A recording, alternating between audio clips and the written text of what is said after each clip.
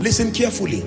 The law of receiving beauty for ashes is that you must trust God for grace to forget about the ashes, because you cannot receive the beauty still remembering the ashes. Remember ye not the former things.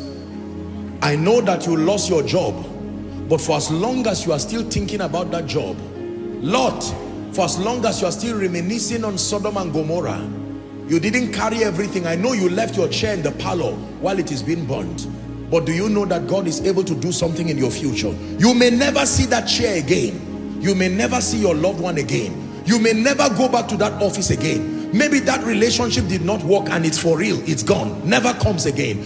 Most believers cannot go forward because their heads are still at yesterday.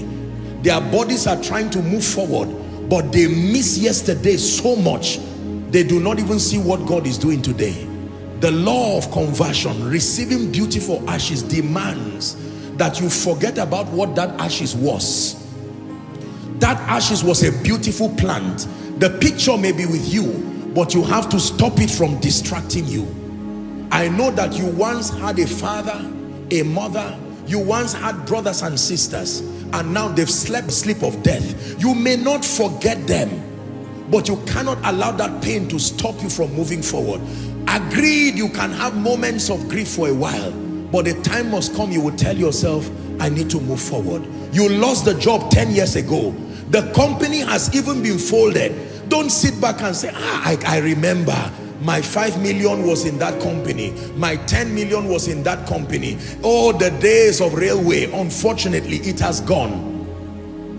I worked in a typewriting company, it will never return again. Stop missing a typewriter. There are better gadgets that can serve. You will not have the privilege of punching them one by one again. Are we together? But you can have a better presentation. Now hear me. Do you have the courage to look at the ashes that you've held so dearly? Because to you it is not ashes. You still remember the tree. You still remember the wood.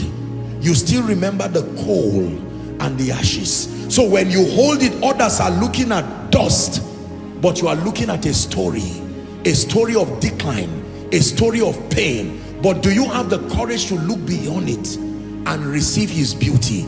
Jesus is saying, give me the ashes. Listen to me, ladies and gentlemen. That situation of pain, you cannot live like that after 10-20 years. Yes, the job issue has come. Yes, the surgery happened and your womb was taken away. Yes, your legs were amputated, unfortunately, sadly. Yes, the accident happened. It truly did. Yes, this happened. You lost your job. Yes, you went to jail for 5 years. Now you are released and your life, listen, meditating on yesterday and remaining there is like holding on to the ashes. But Jesus is standing tonight and he's saying, I'm not going to turn that ashes to something else. It is still a miracle. You are waiting for the ashes and you wish, Jesus, if you can, turn the ashes to coal, the coal to wood, and the wood back to a tree. This is what I want you to do. Are you not the God that turned water to wine? And then he says, I'm also the God that gives beauty for ashes.